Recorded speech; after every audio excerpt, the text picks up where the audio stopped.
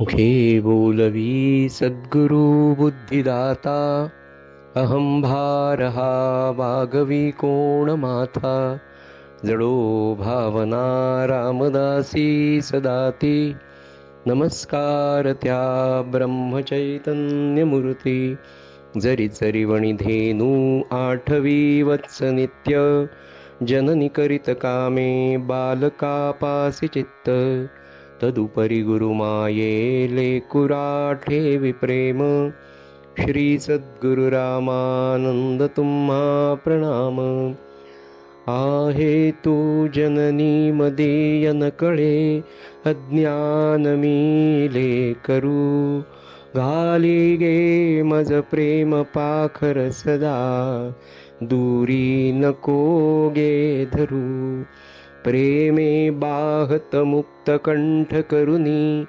नाही दुजे बंधन प्रल्हादा गुरुराज यानित तुम्हा माझे असो वंदन अधिष्ठान जेते प्रतिष्ठान देखा तिथे जन्मला तो गुणातीत एका तयाचे निनामे चुके जन्म वेथा नमस्कार माझा गुरु एकनाथा श्रीराम समर्थ.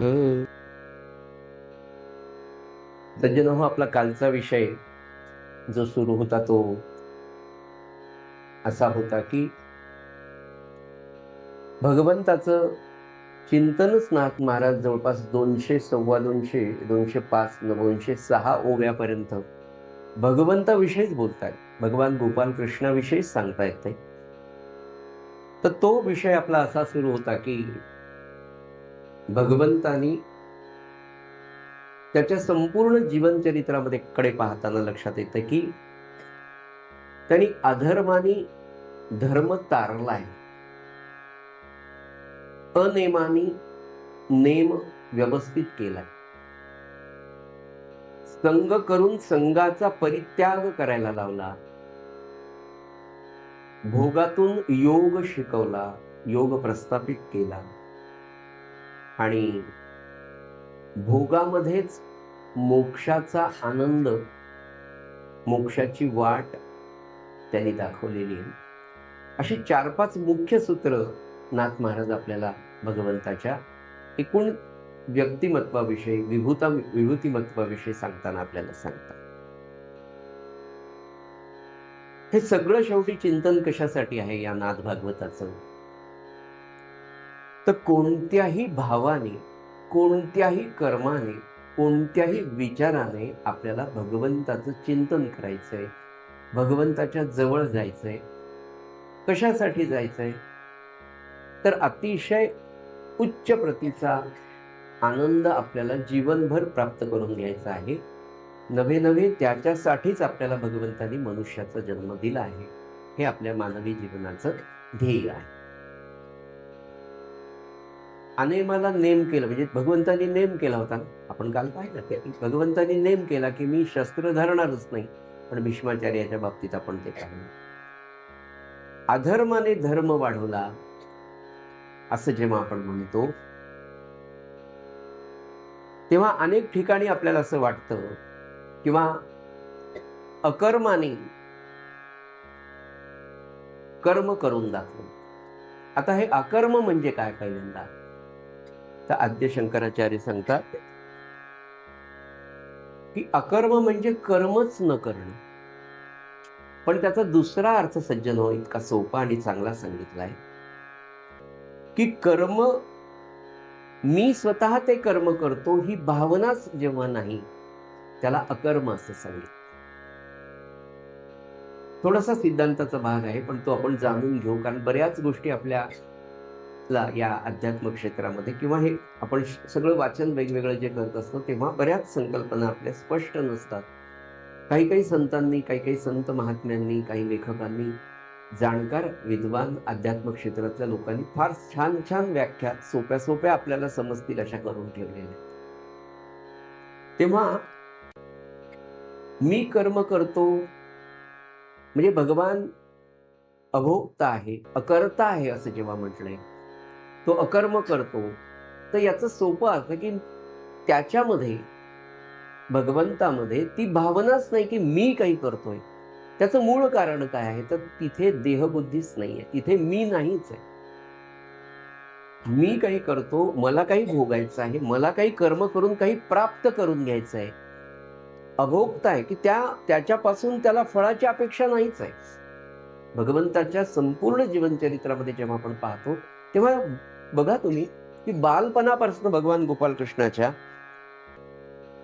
त्याला काही मिळवायचंय, त्याला काही पाहिजे म्हणून त्यांनी हे केलंय, असं कुठेतरी दिसतंय का आपल्याला?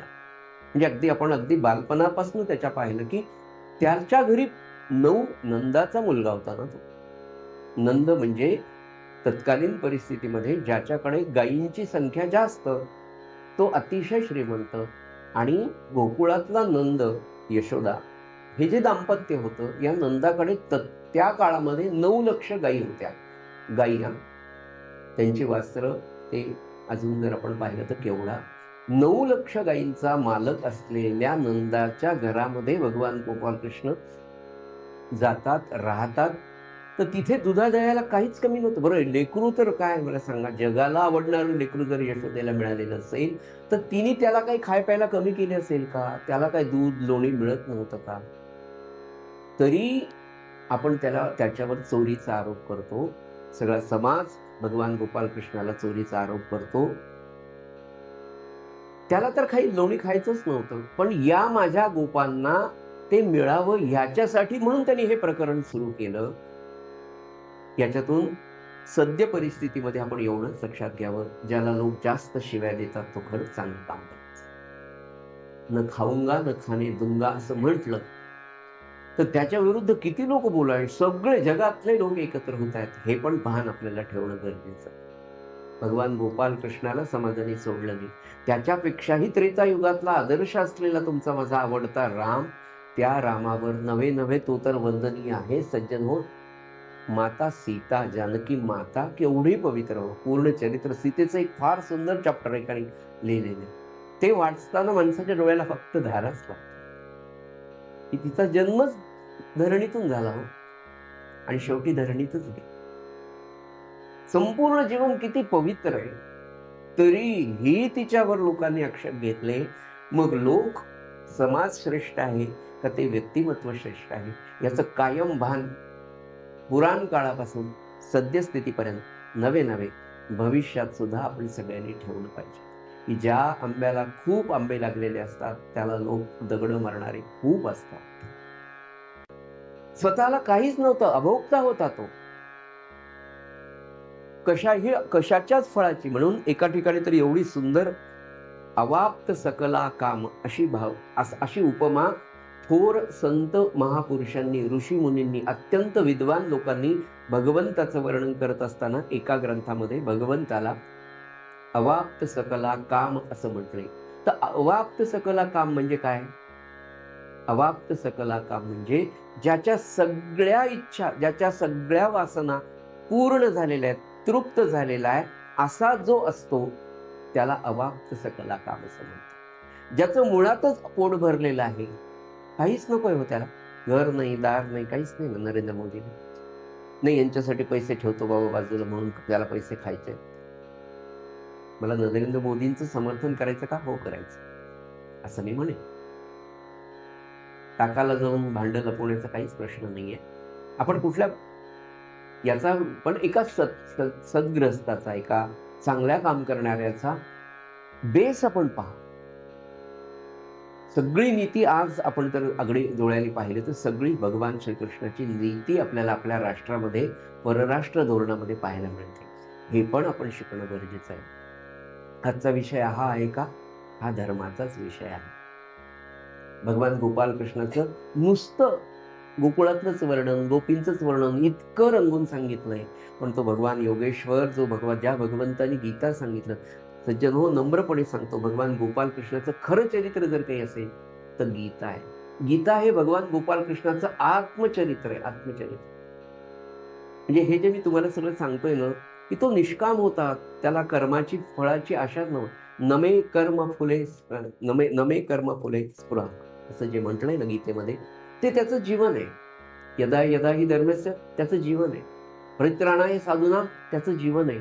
परित्राणाय साधूनामे म्हणून विनाशायचं दुष्कृताम, यांचं रक्षण करायचंय. त्याच्यात भगवंताचा काय स्वार्थ? त्याला रणछोडदास म्हणून पण म्हटलेले आहे.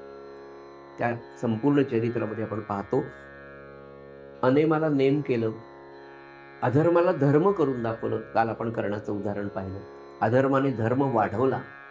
धर्मासाठी हे सगळं करणं गरजेचं आहे. पश्चिम बंगालची परिस्थिती आजची प्रचंड वाईट आहे. मी तुम्हाला सांगू शकत नसेल, आपण पाहताय की पश्चिम बंगालमधल्या काही जिल्ह्यांमधल्या काही ठिकाणी आजही परिस्थिती अशी आहे की रात्री हिंदूंच्या स्त्रियांना 11 वाजता घरातून मारून ठोकून उठून नेलं जातं आणि सकाळी 5 वाजता अंगणामध्ये आणून फेकून दिलं. ही परिस्थिती जर पुन्हा आपल्याला नको असेल तर शांतपणे 2024ला आपल्याला फार मोठं कर्म, सगळ्यांना सत्कर्म करणं भाग आहे. भगवान गोपाल कृष्णाचं चरित्र हेच सांगतं की या अधर्माला मारायचं असेल तर आपण धर्माने नाही मारू शकत. भगवान गोपाल कृष्णाच्या संपूर्ण चरित्रामध्ये असं लक्षात येतं की त्याला स्वतःला काहीच नको होतं. त्याला कुठल्याही फळाची अपेक्षा नव्हती. पण या सगळ्या व्यक्तिमत्वाचं दर्शन घेत असताना त्याच्याकडे जो म्हणून जो ज्या ज्या भावनेने गेला, ज्याही भावनेने गेला, प्रेमाच्या असेल, वैराच्या असेल, त्याला त्यांनी आपल्याकडे घेतलं. त्याची देहबुद्धी काढून टाकली आणि सगळ्यात महत्वाचं, भगवंताकडे सगळे गुन्हे माफ आहे, पण अहंकार मात्र माफ आहे. म्हणून ज्या भावनेने जो गेला त्याच्यातले ते दोष काढून घेतले आणि त्याला आपल्यामध्ये मिसळून घेतले. हा सगळा भगवान गोपाल कृष्णाचा इतिहास पाहत असताना एकच गोष्ट निश्चित लक्षात येते की स्वकर्तृत्वाचा, अहंपणाचा भाव भगवंताच्या जीवनचरित्रात कधीतरी दिसतो का बघा? कधीच दिसत. म्हणजे केवढा अगदी एक शेवटचा प्रसंग आहे. 18 दिवसाचं महायुद्ध संपलं आणि ज्या अर्जुनाला पहिल्या दिवशी, पहिल्या क्षणी एवढी 18 अध्यायाची 900 श्लोकांची भगवद्गीता सांगितली, युद्ध तर जिंकला होता. अर्जुन रथ भगवंतांनी थांबवला, युद्ध संपलं, सगळं झालं, आता संपूर्णच झालं होतं. आता कोणाचाही निपात करायचा राहिला नव्हता. आणि भगवान गोपाल कृष्ण अर्जुनाला म्हणतात, पार्था, रथाच्या खाली उतर. स्टॅबिलिटी खूप आलेली होती. सगळ्यांना मी मारलेला हा भाव, 18 दिवसाचे युद्धाचे सगळे प्रसंग, त्याच्यामध्ये भगवंतानी किती तारलं हे पण तो विसरून गेला. एवढा सखा असलेला सुद्धा. मानवी जीवनात हे खूप लक्षात घेण्याचं आहे सज्जन हो, की जेव्हा माणूस यशाच्या शिखरावर जातो तर आपण ज्या ज्या पायऱ्यांवर पाय ठेवले त्या पायऱ्यांच्या प्रत्येक दगडाला आपण नमस्कार कायम करायला पाहिजे. पण जेव्हा यशाच्या शिखरावर आपण पोहोचतो तेव्हा त्या सगळ्या पायऱ्यांना आपण सहजतेने उसरतो. हे अर्जुनाकडे पाहिल्यावर सुद्धा लक्षात येतं. अर्जुन उठायलाच तयार नाही. दुसऱ्यांदा भगवान गोपाल कृष्ण म्हणतो, पार्था, रथाच्या खाली उतर, युद्ध संपलेलं आहे. अहम भावनेने स्मरते, मी युद्ध जिंकलाय, मी जगत जेत आहे, मी द्रोणाचार्यांना मारलं, मी कर्णाला मारलं, मी अमक्याला मारलं, आम्ही जिंकलो आणि हा जिंकण्यामध्ये माझा सगळ्यात जास्त वाटा आहे, अशी भावना अर्जुनाच्या, पार्थाच्या मनात. तिसऱ्यांदा भगवान गोपाल कृष्ण म्हणतात, पार्था, रथाच्या खाली उतर. ऐकत नाही. धर्मराज सांगतात, अरे भगवान गोपाल कृष्ण गेले, ये खाली पटकन. अर्जुन खाली येतो. त्याच्यानंतर भगवान गोपाल कृष्ण आपल्या हातातले सगळे दोर सैल करून घोड्यांना पण बाजूला करतात आणि स्वतः पहिलं पाऊल खाली टाकतात आणि दुसरं पाऊलही खाली टाकतात. त्या क्षणी मोठा स्फोट होतो आणि तो सगळा रथ एका क्षणामध्ये जळून. अर्जुन अवाक होऊन पाहतो. नवे नवे पांडव, फार कमी लोक राहिलेले होते, ते सगळेजण पाहतात की अरे, ज्या रथावर एवढं युद्ध यांनी जिंकलं, ज्या रथाचं सारथ्य भगवान गोपाल कृष्णाने केलं, तो एका क्षणात पेटतो, स्फोट होतो, जळून जातो. तेव्हा भगवान अर्जुनाकडे, पांडवाकडे पाहतात. विशेषतः अर्जुनाकडे पाहून सांगतात, अर्जुना, एवढी अस्त्र तुझ्यावर आली होती, मी ती सगळी रथाच्या वरच्या बाजूला ठेवली होती, तुझ्या अंगावर येऊ दिली नाही. ती जर आली असती तर हा प्रकार पहिल्या दिवशी नाही दुसऱ्या दिवशीच झाला असता. तेव्हा अर्जुन भगवंताला साष्टांग नमस्कार घालायला वागतो. नमस्कार करायच्या आधी भगवान फार दयाळू आहे, त्याला उचलून घेतात, आलिंगन देतात, त्याच्या अहंकाराची निवृत्ती तिथे करतात. सज्जनो, त्या भगवंताचं एक क्षणात पाऊल टाकल्यानंतर स्फोट होतो. इतकं भगवंत जसा अर्जुनाला सांभाळतो असे प्रसंग तुमच्या माझ्या जीवनात सुद्धा कितीदा तरी आले. तो भगवान फक्त त्यांना सांभाळतो नाही, तोच भगवान गुरु साक्षात परब्रह्म, गुरु ब्रह्मा विष्णू महेश्वरा गुरु साक्षात परब्रह्म, ते परब्रह्म तुम्हा आम्हाला सांभाळतंय. पण कनेक्शन मात्र त्याच्याशी, अनुसंधान ज्याला म्हणता येईल, ते साधण्यासाठी म्हणून भगवान गोपालकृष्णाचं हे दिव्य चरित्र आपल्याला अतिशय समर्पकपणे. मला काल एक जण म्हणाले की तुम्ही प्रत्येक ओवीचा एवढा, अहो नाही, प्रत्येक ओवीचा नाही म्हटलं, निदान 10 ओव्यातल्या 3 ओव्या, 15-20 ओव्यातल्या 5 तरी ओव्या, आणि त्याचा जेवढा मला समजेल तेवढा अर्थ तरी सांगणं गरजेचं आहे. आपल्याला ग्रंथ संपवायचा नाही या भावनेने मी म्हणजे कथन करायचा प्रयत्न करतो अल्पबुद्धीनुसार. आपली पण काही सजेशन्स असतील तर निश्चित द्या. पण एक आता विषय निघाला म्हणून बोलू का? तर विषय असा होता की माझं आणि अंजली मॅडमचं बोलणं झालं होतं, तर त्यांचाही बिलकुल हे नव्हता, त्याच्या मागचा हेतू त्यांचा छान होता. तर त्या म्हणाल्या, आता तुमचे मागच्या वेळेला 10 अध्याय संपले, आता 11व्या अध्यायापासून सुरू करा. पण 20, 21, 22, 3 वर्षात मला असं वाटतं मी विसरलो होतो, प्रामाणिकपणे सांगतो. तर मी म्हटलं आपण तो पुन्हा, तर तुम्हाला काही रिपिटेशन तर होत नाही ना, तुम्हाला तर काही कंटाळा तर येत नाही ना, की बा आपण मागे 10 अध्याय झालेले पुन्हा तेच सांगतायत, असं तर निश्चित होत नाही ना. चल, तर यावर्षी महाराजांच्या कृपेने जेवढे अध्याय होतील तेवढे आपण करू. उरलेले पुढच्या चातुर्मासात, अजून उरले तर त्याच्या पुढच्या चातुर्मासात, 3 चातुर्मासात मला असं वाटतं 31 अध्याय, 10-10 अध्याय आपल्या होतील असा एक मला अंदाज आहे मागच्या वर्षीच्या अभ्यासानुसार. पण आता असं वाटतंय की मागच्या वर्षीच्या जेव्हा मी पाहतो माझी कात्रणं किंवा नोट्स, तेव्हा जो विषय 10 दिवसात झाला तिथे झाला होता त्याला आता 22वा दिवस झालाय. असो, छान महाराजांची कृपा आहे. पण शक्यतोवर मला परवा गुरुजी आले, ते म्हणाले, अहो असं प्रत्येक प्रत्येक ओवीचा एवढा सरळ अर्थ आणि शब्दार्थ तुम्ही सांगितला तर तुम्हाला ग्रंथ संपायला फार वेळ लागेल. त्यांचा उद्देशही चांगला होता, मी त्यांना हो म्हणालो. पण तुमच्यासमोर प्रामाणिक कबुली देतो की मी त्याच पद्धतीने करतोय जी पद्धत मला महाराज सुचवत आहेत. धावपळ मी करणार नाही. आपण याच्यात रंगून जाऊ, आपल्याला फक्त यातून सार घ्यायचंय आणि आनंद घ्यायचा आहे या उद्देशाने, किंवा ग्रंथ संपवायचा आपल्याला नाही या उद्देशाने आपण हा ग्रंथाकडे पाहतोय. सज्जनो, भगवान गोपालकृष्णाच्या या चरित्राचा अभ्यास करत असताना एक गोष्ट फार सुंदर लक्षात आली. आपला कालचा जो विषय होता तो असा होता की आपण भगवान गोपालकृष्णाकडे ज्या दृष्टीने पाहतो, समाज ज्या दृष्टीने पाहतो, भगवंतावर जे आक्षेप घेतो, त्याची दृष्टी आपण काल पाहिली. आणि अधिक मासाच्या निमित्ताने महाराजांनी जी द्रौपदीच्या बाबतीतली कथा आपल्याला सांगितली की हा पवित्र मास आहे, फालतू गोष्टींकडे लक्ष देऊ नका.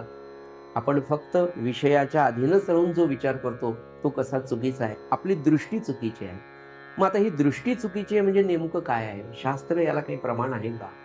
निश्चित प्रमाण. सज्जनो, असं असतं की भगवान गोपालकृष्णाकडे तुम्ही या दृष्टीने पाहू नका, तुमची दृष्टी चूक आहे म्हणजे नेमकं काय आहे? तर 2-4 ग्रंथांचा आधार घेतल्यानंतर त्यांनी असं सूत्र सांगितलं की आपण जन्माला, सामान्य माणूस जेव्हा जन्माला येतो आणि अवतार जेव्हा जन्माला येतो त्याच्यामध्ये फरक काय आहे?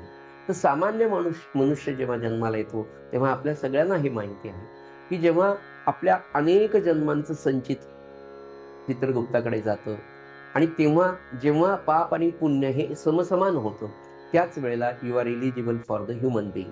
तुम्ही नरदेह प्राप्त करण्यासाठी, मनुष्य जन्मासाठी तुम्ही इलिजिबल होता, हे आपलं शास्त्र सांगतं.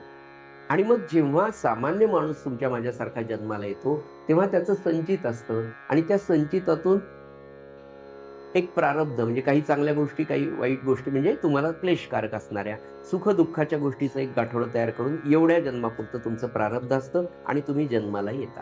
म्हणजे सामान्य माणूस हा कर्माच्या आधाराने जन्माला येतो आणि कर्माच्या आधाराने तो जन्माला आल्यामुळे जन्म झाल्यापासून तर अंतिम शेवटच्या क्षणापर्यंत त्याला त्या प्रारब्धाच्या गतीनुसारच चालावं लागतं. हे तुम्हाला होणार, ऍक्सिडेंट होणार, हार्ट मोडणार, फ्रॅक्चर होणार, व्हॉट एव्हर काय असेल ते तसं होईल. पण त्याच्यातून तुम्ही बरे व्हाल, पुन्हा 2 लेकरं होतील, ते तुम्हाला रट्टे देतील, तुम्हाला वृद्धाश्रमात पाठवतील. काय तुमचं नशीब असेल किंवा तुमची उत्तम सेवा करतील, ते जे काही प्रारब्धात असेल. तर आपला देह हा प्रारब्धाच्या अधीन आहे. आपण त्या पूर्वसंचिताच्या कर्मानुसार जन्माला येतो. हे झालं तुमचं माझं सामान्य माणसाचं जीवन किंवा देह धारण करणं. पण अवताधिकार जे असतात, ते म्हणाले की भगवान गोपालकृष्णाकडे तुम्ही या दृष्टीने का पाहू नका? तर भगवान गोपालकृष्ण हे लीला विग्रही आहेत. म्हणजे काय आहे? तर ते स्वतःच्या ते परमात्मा आहे. ते स्वतःच्या इच्छेने देह धारण करतात. आणि मग ते जेव्हा इच्छेने देह धारण करतात, त्यांचं काय पूर्वजन्म असेल? त्यांचं काही संचित असेल? काहीच नाही. त्यांचं काही प्रारब्धाचं गाठोडं असेल का? नाही. मग तुम्ही पुन्हा म्हणाल, मग रामरायाच्या बायकोला पळूनच का नेलं? भगवान गोपालकृष्णाला तिथे बंदिवासातच जन्म का झाला? अहो, साधं नाटक करायचं असतं आपल्याला. एक नाटक तुम्ही तर खूपच केलं. म्हणजे असं नाही मला म्हणायचं, त्या निमित्त तुम्ही म्हणजे आपल्या धर्मापुरीकर सरांच्या काळातले. तर एक नाटक बसायचं असेल आपल्याला, तर किती योजना कराव्या लागतात?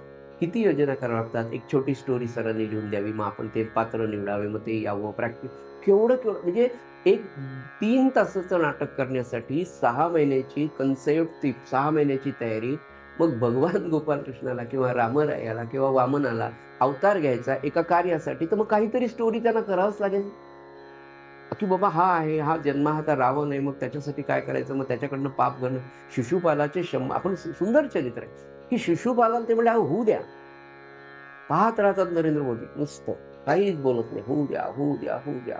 100 अपराध झाले का मग शिशुपालानं धरलं. शेवटच्या टप्प्यामध्ये म्हणले सगळ्यांना काय ईडी लावतो म्हणे.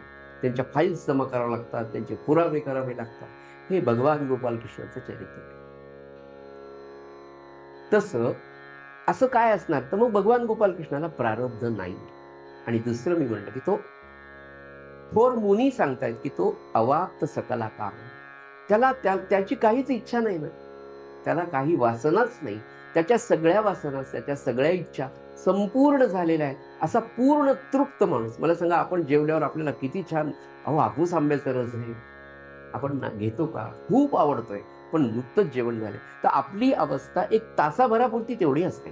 तृप्तीची भावना आपण अर्धा तास तरी 1 तास तरी अनुभवतो ना. म्हणून महाराज काय म्हणाले, की अन्नदान हे सर्वश्रेष्ठ दान का? एकाने प्रश्न विचारला. मी म्हटलं, महाराजांना काही प्रश्न विचारायचे लोक विचारतात, आजही विचारतात. तर म्हणाले, अरे अन्नदान हे तृप्तीचं एक तात्पुरतं का होईना म्हणजे साधं. म्हणजे एकदा जेवू घातलं, गोंदवल्याला तुम्ही गेले, एकदा आम्ही गेलो, एक ट्रकभर हापूस आंबे आणले होते. प्रत्येकाला 1-1 वाटी अशी मोठी, अशी 5-5 वेळा त्यांनी वाटली. 5व्या वाटीला सगळे ज्याच्या त्याच्या शक्तीप्रमाणे, कोणी दुसऱ्या, कोणी ती नाही म्हणे. महाराज म्हणाले, अन्नदान हे एकच दान असं आहे की ज्याला काही काळापुरती का होईना त्या जीवाला तृप्ती आहे. पैसा किती द्या, द्याच म्हण. वस्त्र किती द्या, जमीन किती द्या, बाकी कोणत्याही वासना बघा तुम्ही अन्नाच्या, क्षुधेच्या म्हणजे भुकेच्या शिवाय ह्या तृप्तीच्या नाही. म्हणून क्षुधा दुःखम दिने दिने असं आहे का सुभाषितामध्ये त्यांनी जे म्हणतात. म्हणून अन्नदान हे फार, महाराज म्हणाले, ते तृप्तीचं साधन आहे. आता ही तृप्ती तुमच्या सारखा, माझ्यासारखा सामान्य जीव काही काळापुरती तरी आपण रोज जेवण झाल्यावर अनुभवतो. अशी अखंड तृप्ती ज्याला सर्व इंद्रियांच्या, सर्व भावभावनांच्या बाबतीमध्ये, असा तो अवाप्त सकला काम असलेला भगवान गोपालकृष्ण, तो कशाला कोणाच्या मागे लागेल? पण तो इतका सुंदर आहे की सगळं जगच त्याच्या मोहात पडतं. भगवंताच्या सौंदर्याचं वर्णन उद्याच्या भागामध्ये येईल, आपण ते उद्या पाहणार आहोत. पण असा हा महात्मा, त्याला प्रारब्ध नसल्यामुळे हा भगवान गोपालकृष्ण खऱ्या अर्थाने आपण जे पाहत होतो तो, अहो भगवान गोपालकृष्ण कशाला, 19व्या शतकातले आपले महाराज झालेले आपण पाहिलं ना, की तो मुलांमध्ये बैसे, तो स्त्रियांमध्ये असे, पण ऐसा निर्विकारी जगिम्या नाही पाहिजे. ब्रह्मानंद महाराज जेव्हा पहिल्यांदा इंदोरला गेले, तर त्यांनी पाहिलं, बाबा महाराजांच्या मनात ते म्हणाले ना, देहबुद्धी माझ्याकडे होती. मी विद्वान, दशग्रंथी ब्राह्मण, प्रस्थानत्रयीचं अध्ययन झालेलं, संस्कृतमध्ये भाषण करणारे, इतरांशी संस्कृतमध्ये बोलणारे ब्रह्मानंद महाराज गेले.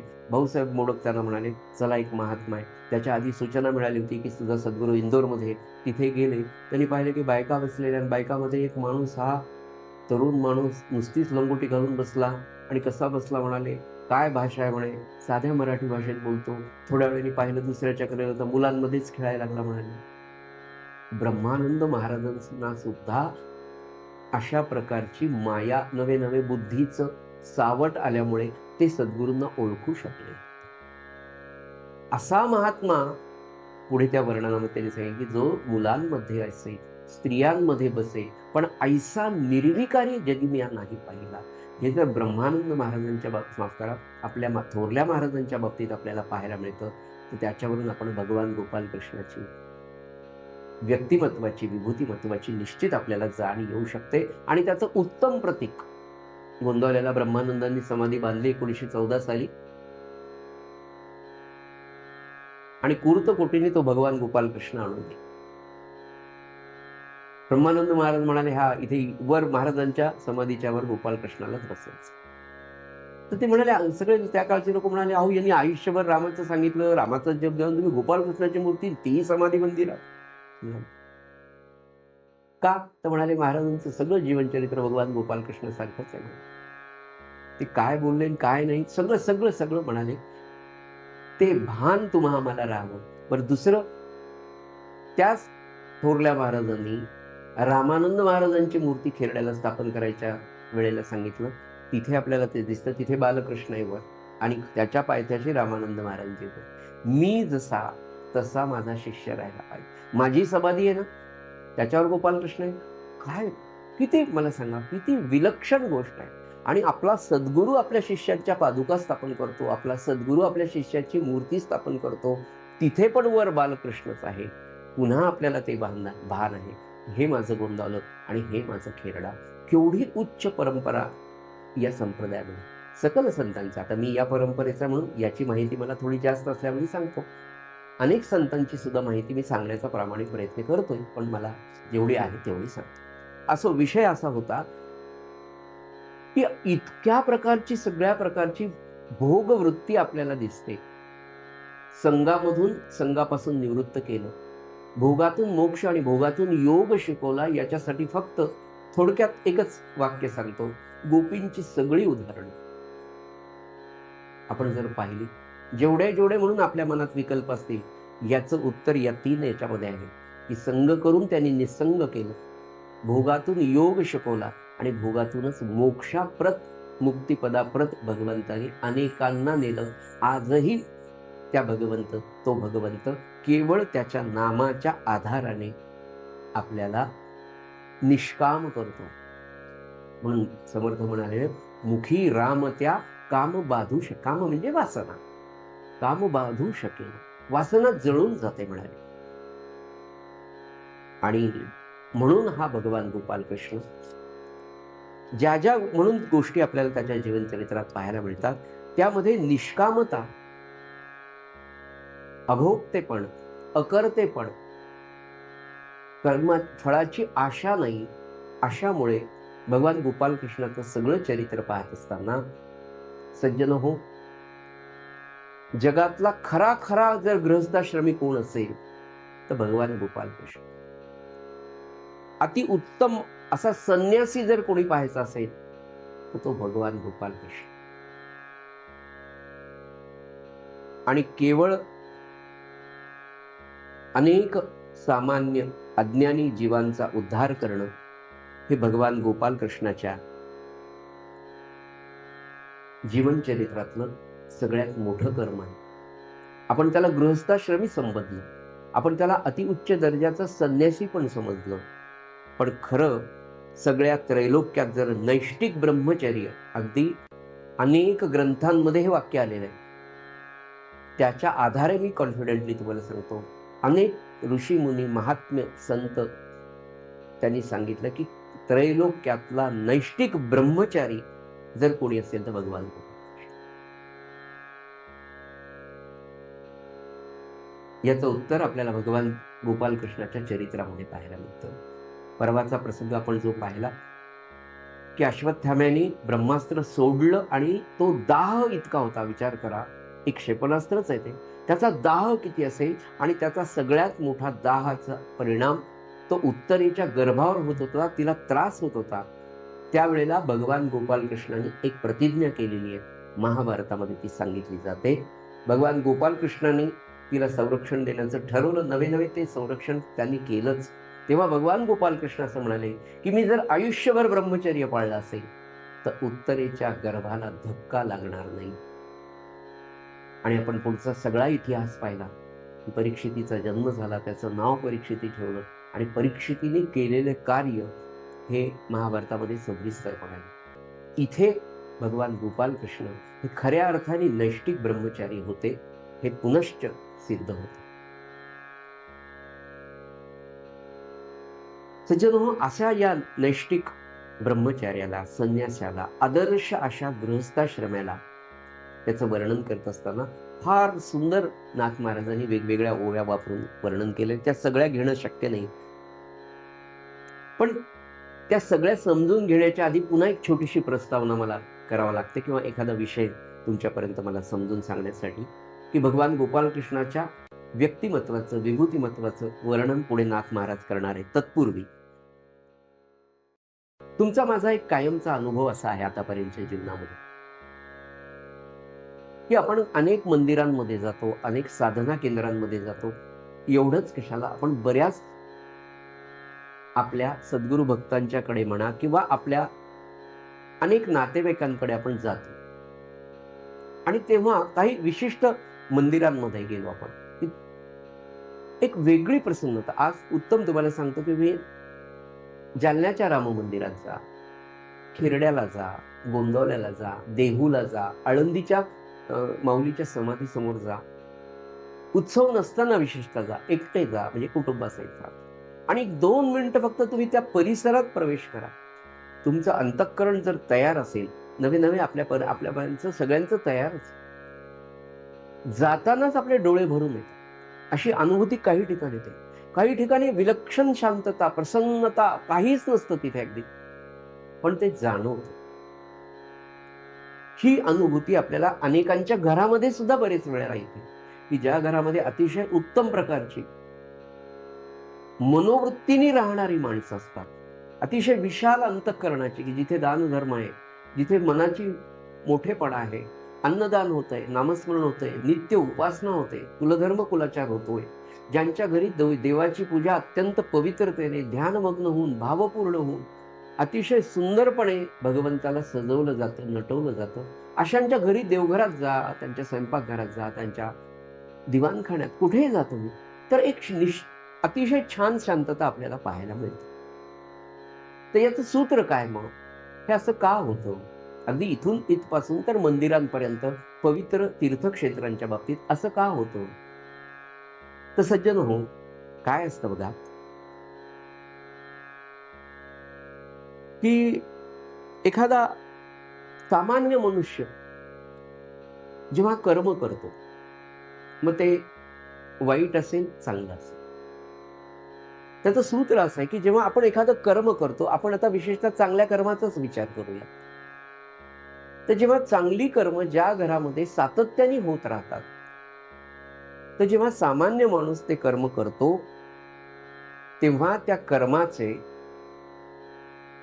ठसे, किंवा ज्याला आपण स्पंदन म्हणूयात, व्हायब्रेशन्स म्हणूयात, ते ठसे त्या सामान्य माणसाचे त्या घरामध्ये उमटत असतात. ते अदृश्य स्वरूपात असतात, सूक्ष्म स्वरूपामध्ये असतात. मी तुम्हाला मागे उदाहरण देताना दिलं होतं की आपल्या इथले देवीदासराव टोके, त्यांनी देह ठेवला आणि 14-15व्या दिवशीच त्यांच्या मुलाला त्यांनी सांगितलं, म्हणजे स्वप्नात येऊन सांगितलं की अरे तू देवाची पूजा व्यवस्थित केली नाही, अंबाबाई इकडे ठेवली, भगवान गोपालकृष्ण तिकडे ठेवला नाही तू. कारण ते गेली 25 वर्ष अतिशय आदराने, प्रेमाने एक एक देवाची पूजा प्रसन्न अंतःकरणाने करत होते, आणि त्यांच्या मुलाकडनं ती चूक झाली तर त्यांनी स्वप्नातून सांगितलं. म्हणजे याचा अर्थ त्या व्यक्तीने देह ठेवून 15-20च दिवस झाले होते. कशाला? उदक शांतीच्या दुसऱ्या दिवशीची घटना आहे. मला यातनं तुम्हाला सांगायचं काय आहे, की सामान्य माणूस जेव्हा इतक्या सात्विकतेने आपलं कर्म करतो, तेव्हा त्या कर्माची ठसे, त्या कर्माचे व्हायब्रेशन्स तिथे त्या वास्तूमध्ये, त्या भूमीमध्ये उमटलेले असतात. नंबर 2, सामान्य साधक त्याच्या त्याच्या शक्तीप्रमाणे ते कर्म करतो, म्हणून ते काही काळापर्यंत ते ठसे, ते व्हायब्रेशन्स तिथे पाहायला मिळतात. हे पहिलं सूत्र. परंतु एखादा महात्मा आहे किंवा अवतार आहे, भगवान गोपालकृष्णाने गोकुळात जन्म घेतलाय, रामाने अयोध्येत घेतलाय आणि संपूर्ण त्याचं जीवन त्या परिसरामध्ये गेलंय. आज गोंदवल्यात तुम्ही जा, आज तुम्ही माऊलींकडे जा, आज तुम्ही देहूला जा, आज तुम्ही पंढरपूरला जा. युगे 28 विटेवरी उभा आणि इतके लाखो लोक तिथे रोज त्या भावनेने तिथे जातात. त्या सगळ्यांच्या विचारांचं, कर्माचं, भावनेचं, एक स्पंदनाचं मोठं वर्तुळ, ज्याला ऑरा असं म्हणतो आपण, ते तिथे कायम आहे. मग जेव्हा असा अवतारी पुरुष किंवा एखादा संत महात्मा जिथे राहतो, जिथे आपलं कर्म करतो, हा संदर्भ आपल्याला आठवत असेल, दासबोधामध्ये पण आलेला आहे. समर्थांनी याच्याविषयी 10व्या दशकामध्ये सांगितलं होतं की जिथे एखादा महात्मा कायम राहतो, नामस्मरण करतो, पूजा अर्चा करतो, ज्या देवतेची, ज्या मूर्तीची पूजा एखादा महात्मा करतो, तो महात्मा देह ठेवल्यानंतर 100 200 वर्ष तिथे त्याची स्पंदन, नवे नवे त्याचं अस्तित्व, नवे तो आत्मा, तो महात्मा, तो परमात्मा, तो अवतार तिथे निर्गुण रूपात असतो, पण त्याची पावती सर्वांना मिळते, असं धर्मशास्त्र सांगतं. मग असे अवतारी पुरुष जिथे राहतात, म्हणून ह्या सगळ्यांचा विचार करून श्री महाराजांनी आपल्याला फार छान गोष्ट सांगितली. म्हणजे आता हे सगळं तत्वज्ञानाचा, सिद्धांताचा भाग झाला. महाराज काय म्हणाले, आपण कसं वागावं? तर म्हणाले, ज्याला आनंद हवा असेल त्याला आपल्याकडे यावं वाटलं पाहिजे. आणि नंबर 2, आपलं घर कसं पाहिजे? महाराज म्हणाले, तर येणाऱ्या प्रत्येकाला माहेरी आल्यासारखं वाटलं पाहिजे. इतकं प्रेम तुमच्या हृदयामध्ये, तुमच्या अंतःकरणामध्ये इतरांप्रती असतं. पुन्हा महाराज एक सूत्र सांगतात, म्हणजे नेमकं कसं वागावं? आता हे सगळं छान छान ऐकायला छान वाटतं की आपल्याकडे माहेर वगैरे, मग कसं वागायचं कसं आपण? पुन्हा महाराज म्हणाले, आपल्याशी इतरांनी कसं वागावं हे जसं आपल्याला वाटतं तसं आपण इतरांशी वागतो. आपल्याला वाटतं आपलं कौतुक करावं, आपला सन्मान करावा, आपले दोष दाखवू नये, आपल्याला जय जय आरती करावं, मी बोलून दाखवतो. सगळ्यांच्या मनात हेच असतात, सगळ्यांना ते अगदी मी जाणलं, तुम्ही 3 महिन्याचे लेकरू घ्या, त्या ओ असं करा बरं, ते बरोबर तुमच्याकडे आहेत. त्याला सुद्धा हात कळतो की याला आपल्याला घ्यायचं की. सूक्ष्म जीव असतो, 3 महिन्याचा, 2 महिन्याचा. परमेश्वरी लीला काय असू शकते? काल एक बातमी वाचली, ते 4 महिन्याचं लेकरू आईचं गेलं, सापडलं सकाळी. काय भगवंताची लीला आहे मला सांग. ते एका झाडाला अडकलं म्हणाले, आणि रात्रभराच्या त्या वाहून गेलेल्या लेकराचं 4 महिन्याचं कुठेतरी झाडाला अडकलं, ते सकाळी त्या रेस्क्यू ऑपरेशन मध्ये पाहायला मिळालं आणि त्या आईला दिलं. ती बातमी वाचल्यानंतर टीव्ही बंद केला. आज सकाळी माझ्या कलिंगनी मला सांगितलं, ते सापडलं, मला छान वाटलं. काय भगवंताची लीला असू शकते मला सांग. एवढ्या जीवाला केवढा अहंकार असतो आपण पाहतो. 6 महिन्याच्या लेकराला कळतं की आईने आपल्याला प्रेमाने घेतलं का रागाने घेतलं. म्हणजे काय, किती विलक्षण आहे हे सगळं, काय लीला आहे त्याची, खरं सांग. आणि असा लीला जो सगळ्या विश्वामध्ये तुमच्या माझ्या काळ्या मुंगळ्या पोरांमध्ये जर करतो, तर तो भगवंत स्वतःला किती सुंदर त्याने स्वतःला सजवलं असेल. कारण त्या अवतारासाठी यायचं होतं, 8वा होता तो, आणि कृष्णाचा अवतार होता. तर सज्जनो, आपला विषय असा चालला होता की ती स्पंदनं जिथे अवतार राहतात, आणि अशी स्पंदनं ही त्या दिव्य पुरुषाची असतात. त्यांनी केलेलं कर्म दिव्य असतं, पवित्र असतं, मंगलमय असतं, अति उदात्त हेतूने केलेलं कर्म असतं. त्याच्यामुळे भगवान गोपालकृष्ण, भगवान राम, कोणताही अवतारधारी पुरुष किंवा एखादा संत जेव्हा ज्या भूमीमध्ये राहतो, ज्या वास्तूमध्ये राहतो, त्या वास्तूमध्ये त्याचे ठसे हे अत्यंत बलशाली असतात. त्याचे व्हायब्रेशन्स, त्याची स्पंदनं ही खूप शक्ती संपन्न असतात, आणि त्याला खूप मोठं आयुष्य असतं. कारण मुळात ज्या सत्पुरुषांनी, ज्या अवताराने ती कर्म तिथे केलेली असतात, ज्या भावनेतनी केलेली असतात, ती खूप शक्तिप्रधान असते. सगळं जर परोपकारार्थच असेल, मला सांगा, खेरड्यामध्ये गेल्यावर आपण नमस्कार करतो, सांगतो महाराज असं तसं. ज्या माणसाने आयुष्यभर घरात राहिला नाही, स्वतःचं घर सगळं दान केलं, त्याच्या आशीर्वादाने आपले 3-3 घर आहेत. 2nd row house, 3rd row house, एक जालन्याला, एक औरंगाबादला, एक पुण्याला. पण हे केव्हा झालं? सर्व संग परित्याग जेव्हा त्या एका महापुरुषांनी नवे नवे दोघांनी दाम्पत्याने केला, जिजीमाय पण त्यांच्याबरोबर मंदिरात राहिल्या. एखाद्या पुरुषाला मंदिरात राहणं थोडंफार सोपं आहे. शांतपणे जर विचार केला जिजीबाईच्या जीवनाचा, कशा राहिल्या असतील? टॉयलेट बाथरूम वेगळे नाहीच, एकही नाही हो. वेगळे कशाच्या? 1920 ते 1979 नवे जिजीमाय 1991 पर्यंत देहात होत्या. वयाच्या 91व्या वर्षी जिजीमाईंनी देह ठेवला. 90 वर्ष एखादी स्त्री घर नसताना आदर्श गृहस्थाश्रम करून दाखवते. याच्यापेक्षा एक स्त्री ही शक्ती आहे, महाशक्ती आहे, त्याचं काय उत्तम उदाहरण असेल? मग असे महापुरुष, असे संत महात्मे ज्या वास्तूमध्ये ज्या ठिकाणी राहतात त्या ठिकाणी त्यांचे ठसे, त्यांचे व्हायब्रेशन हे शक्ती संपन्न असतात आणि हे शतकाने शतके तिथे राहतात, असा सिद्धांत.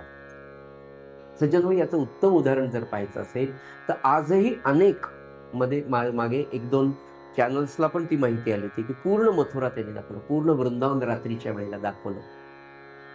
म्हणजे त्यांना पण मर्यादित होती. ते म्हणाले आता आम्हाला तिकडे जाऊ देत नाही.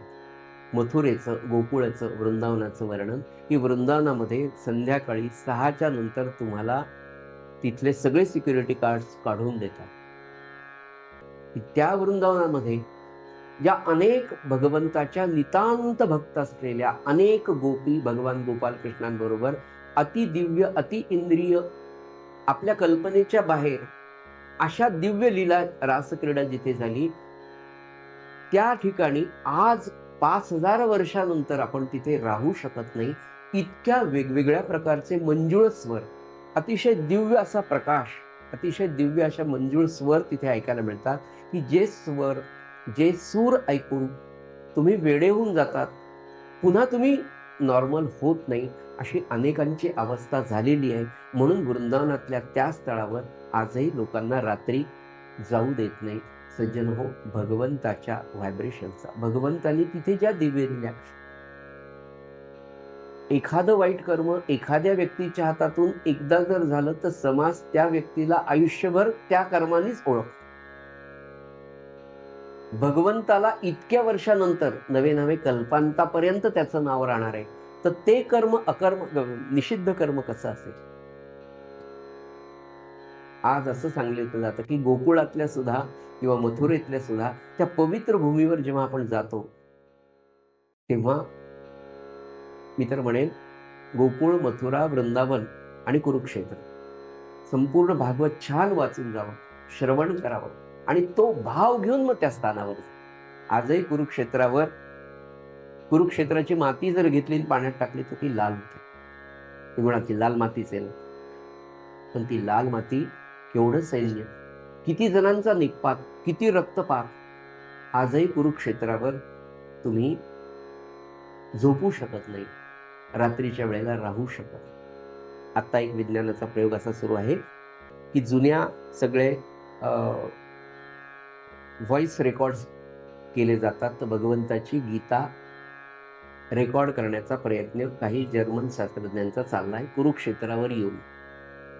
कारण आवाज हा विरून जातो असं आपण म्हणतो, पण तोच नष्ट होत नसतो. हा एक प्राप आहे.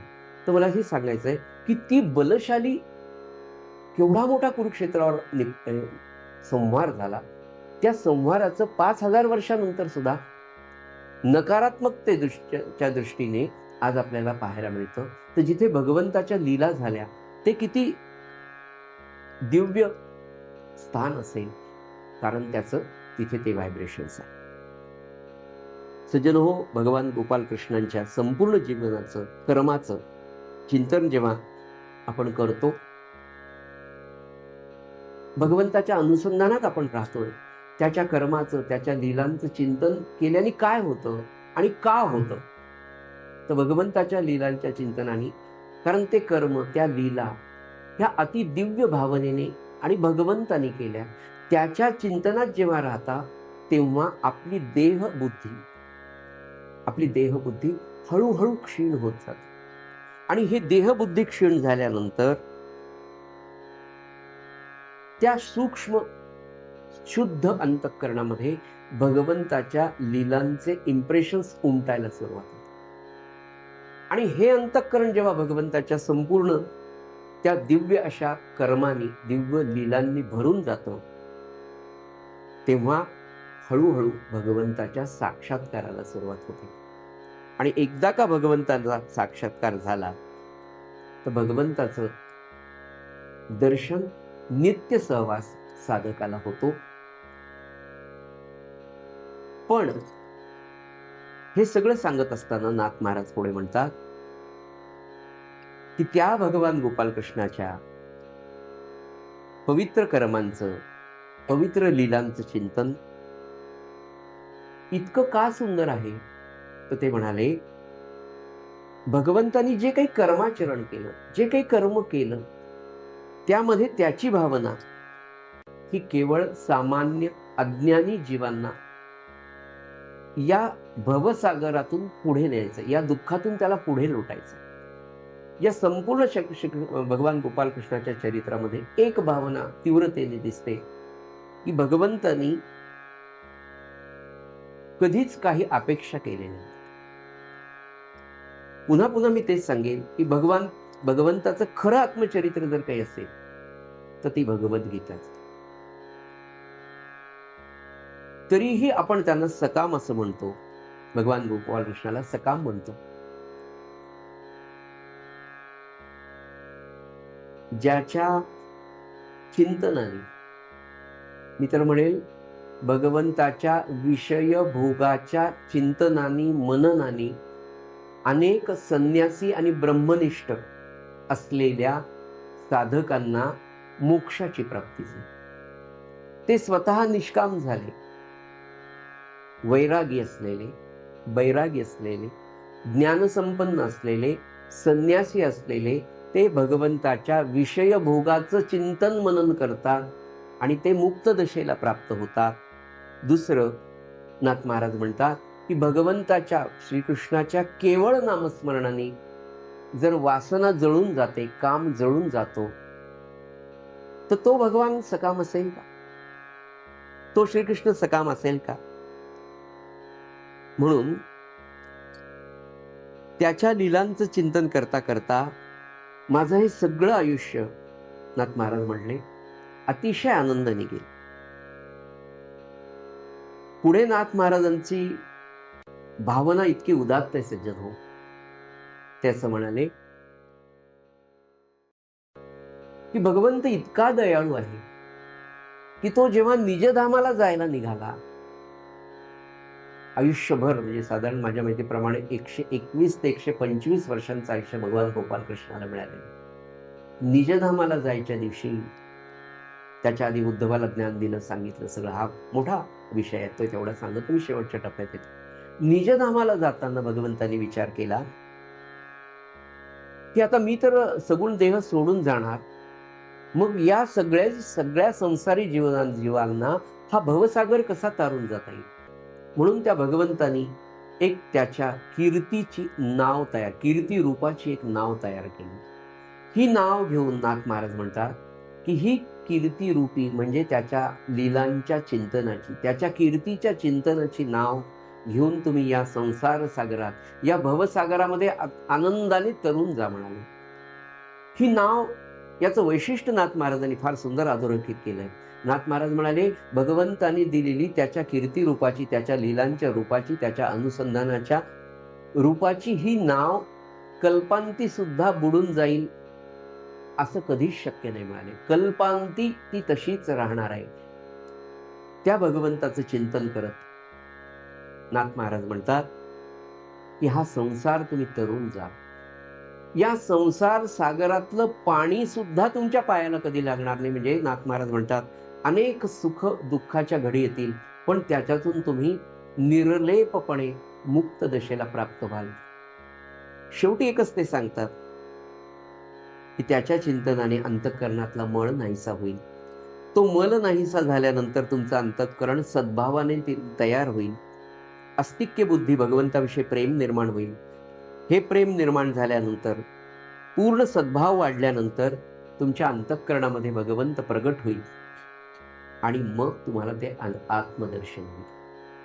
सज्जनो, शेवटी एकच गोष्ट सांगतो, या सगळ्यांचा हेतू नाथ महाराज सांगतात की कोणत्याही भावाने तुम्ही भगवंताला धरून ठेवा. भक्ती सूत्रामध्ये नारदांनी एक सुंदर गोष्ट सांगितली, बघा आपल्याला पटते. नारद महाराज म्हणतात, सगळं भक्तीच महात्म्य आहे त्याच्यामध्ये. 82 सूत्र जवळपास भक्ती सूत्रामध्ये सांगितले. त्याच्यामध्ये एक सूत्रामध्ये त्यांनी असं सांगितलंय, भक्ती भावापेक्षा वैरभाव हा घट्ट असतो. भक्ती भावापेक्षा वैरभाव हा जास्त घट्ट असतो, असं सूत्र आहे. आपल्या मानवी जीवनात तुम्ही पहा, अनेक वर्ष एखाद्याशी फार चांगले संबंध राहिले, 10, 12, 15 वर्ष राहतील स्नेहभाव. एक गोष्ट तरी तुमच्या मनाविरुद्ध करू द्या, एक आयुष्यभर तुमच्यासाठी त्याला दिसू द्या. एकदा ते तुमच्याकडे समजा तुमच्या पोरीच्या लग्नाला आलं नाही, संपलं. पुन्हा मी तोंड पाहणार नाही त्याचा, तो काय समजतो मला वगैरे वगैरे, असो, हा विषय नाही. सूत्र असं आहे, नारद महाराज म्हणाले, वैरभाव जास्त आहे. सज्जनो, एक कथा आहे, आपल्या सगळ्यांना ती माहीत आहे, आपण सगळ्यांनी भागवत ऐकलंय. वैरभावाचं भक्तिशास्त्रातलं उत्तम उदाहरण मी तुम्हाला सांगतो. कदाचित आपल्यापैकी अनेकांना ते माहीत असेल, ज्यांना माहिती आहे त्यांच्यासाठी रिपिटेशन होईल, ज्यांना माहिती आहे त्यांच्यासाठी आनंददायी आणि नवीन गोष्ट कळेल. वामन अवतारामध्ये छोटेसे वामन भगवान गोपाल कृष्ण येतात. कोणाकडे, भगवान वामन म्हणजे विष्णूंचा अवतार.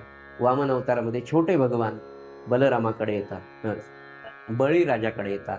आणि बळीराजाकडे आल्यानंतर ते छोटंसं भगवंताचं, छोटं असतात, बालगोप म्हणजे नुकतंच हे झालेलं असतं, व्रतबंध झालेला असा छोटा विष्णूंचा अवतार वामन येतो. आणि त्या बळीराजाची कन्या बहीण रत्नमाला, तिचं नाव रत्नमाला, ती त्या छोट्या भगवान विष्णूंना, वामनांना पाहते आणि पाहिल्याबरोबर तिला तो छोटा मुलगा इतका आवडतो त्या रत्नमालेला, बहिणीला त्यांच्या.